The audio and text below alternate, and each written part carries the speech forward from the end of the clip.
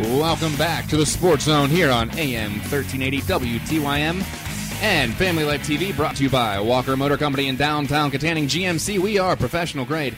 And as promised, on the phone we have assistant football coach at West Shamokin, Mr. Philip Parks. Phil, how are we doing today? Hi, John. Thanks for having me. I'm doing pretty good. Good.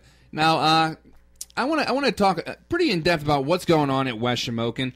I want to get your first reaction though when you learned about the dropping of the co-op, no more Elderton co-op, and that was going to be able to drop the team down to single A. What was your first initial reaction as because you're pretty engaged in the program? What was your first reaction when you heard about it? Obviously, I was excited. It's something that was long overdue. I believe we've had the co-op with Elderton for many years and just haven't got the numbers out from Elderton. I don't know whose fault that is, but now it's something we don't have to worry about anymore. And we're in a more competitive league for us, numbers-wise, where we won't be going up against teams that have 40, 50 kids on the sidelines every Friday night when we can only roll out 25. So it was just a very exciting, we're going to be more competitive and a great start to the off-season for us.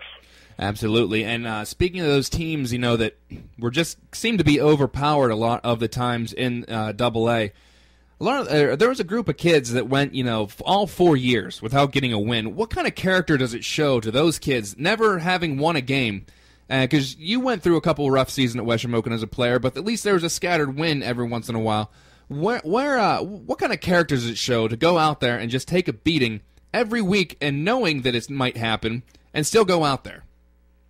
Oh, you're 100% correct, John. It shows great character. Our seniors last year, we graduated 4 kids, great kids, great football players, and it's just, hard luck. They never, it's not their fault. They never won a football game in 4 years. It was, it was character of it was due to being in the Double A, I think, being outmanned and outsized as a team. And it was not the seniors' fault one bit. They were great kids and couldn't ask for a better group of seniors last year. Great leadership, and you're right, they came to battle every day, day in and day out, and worked hard for us. Then that's a big testament to the attitude, that knowing that you're overmatched, you're sometimes overpowered, outmanned a lot of the times, and still go out there. That speaks a lot to the kind of the attitude that's going on out there. Now, going into this season, guys have a great chance to get over that hump, get past the losing streak, register a win.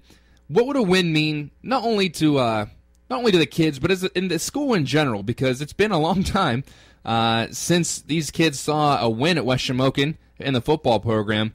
What would it mean for everyone out there just to get over that hump? What would be your initial, reaction to once the clock hits triple zeros and West Shamokin is on the upper end of the scoreboard?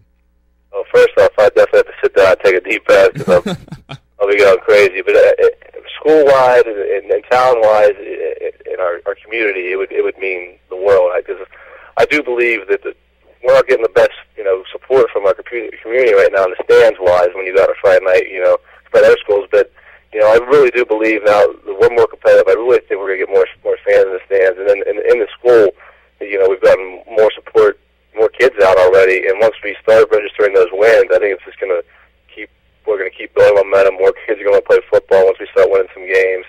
It's going to create a real buzz around the school and a lot of school spirit, I do believe.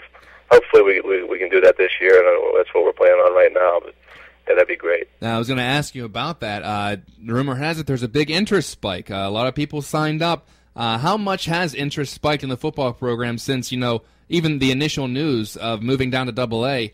How much did interest spike within the program? Well, I can tell tremendously. I mean, last year was my first year coaching, and then I got to see a little bit of the off season last year. The numbers weren't good, but just the kids, just didn't want to come to the off season stuff. And we started off the season all right with some injuries and stuff. We ended up, in the teens number wise. Right now, I really believe that we can start the season with at least 30 kids, 10 through 12. In our off season program, we're averaging a steady 20 or 25 kids. A lot of people out there might not think that's a lot, but at a small single-A school, that we're ecstatic with it. I mean, yes, we like to see some other kids get there, but they have other sports, other commitments. But we can average 20 to 25 here to August for our off-season workouts. That's going to be great. And I can't say enough about the kids' work ethic when they're in the weight room and when we're conditioning and they're pushing each other, they're having a good time.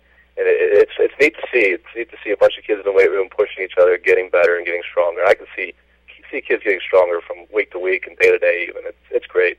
Yeah, you definitely. There's the old adage that you win games in the off season, and if that's been a problem in the past, and you see that kind of turning over and interest is spiking, you really sometimes you see in other schools you see interest spike, and then you see a level out point, and then you see kind of a drop off. With these kids having fun in the weight room, pushing each other, getting excited about the season. Is there a good chance that drop off might not come? And you got to expect in any sport you might expect to lose a few to trickle out, but do you expect this to hold pretty strong with the spike in the interest?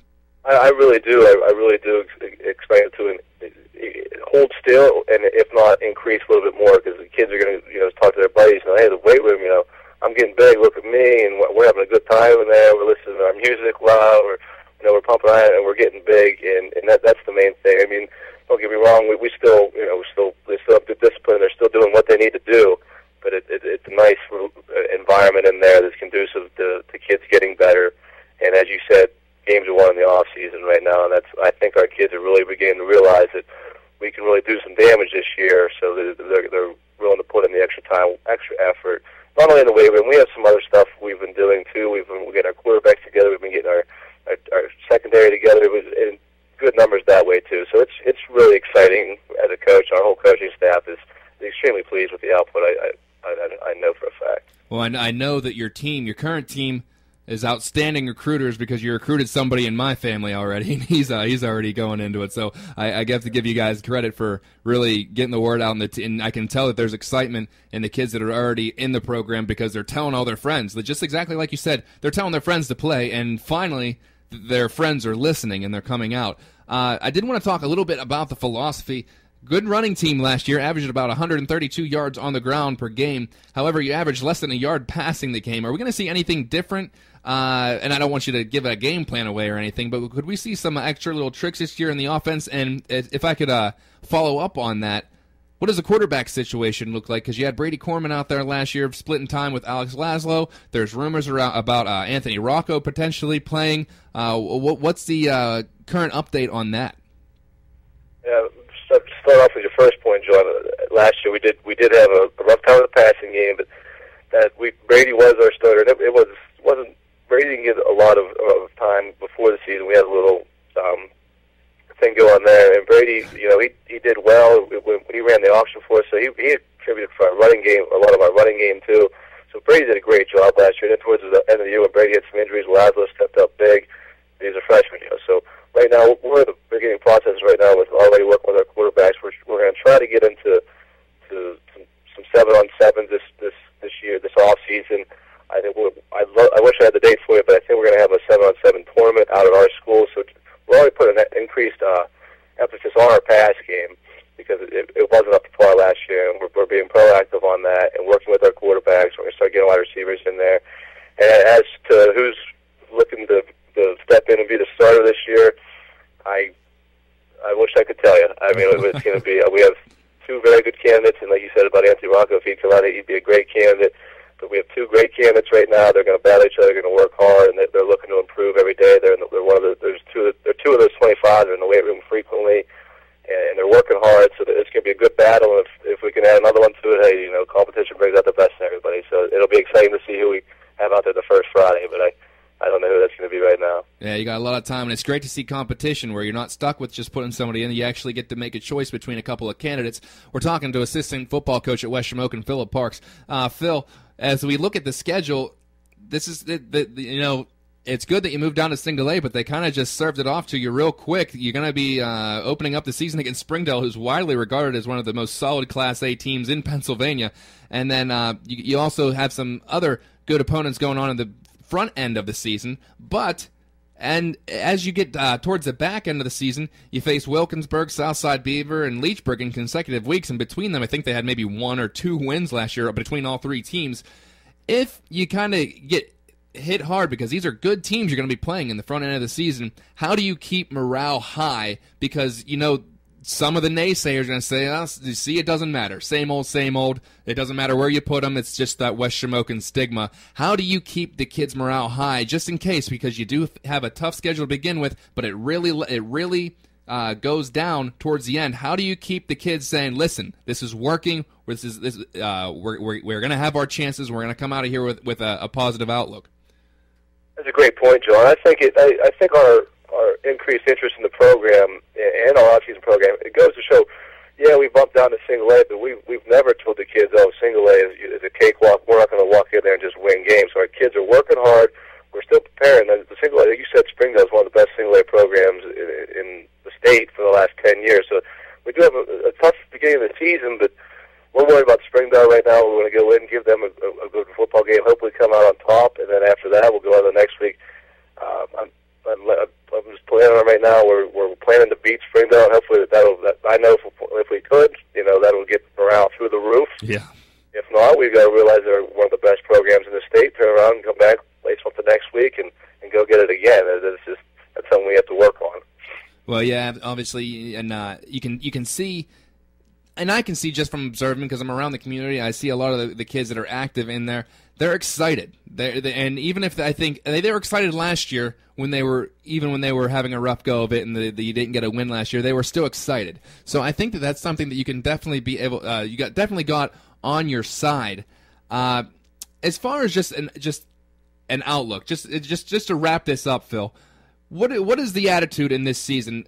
Everyone always says new team, new season, new year, all those, cliches.